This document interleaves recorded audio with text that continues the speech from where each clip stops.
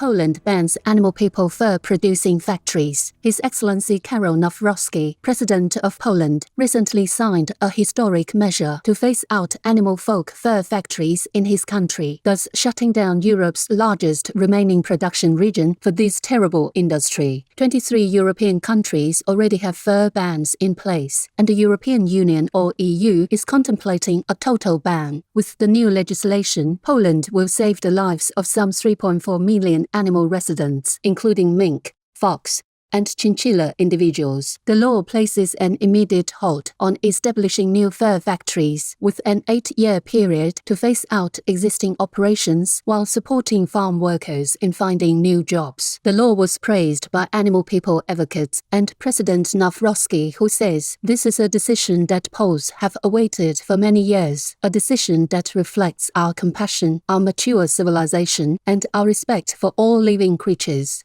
Up to date, Poland is a laureate of Shining World Leadership Awards for generosity and compassion. Many thanks, Poland, for your noble action. May all countries soon enact similar laws in celestial governance.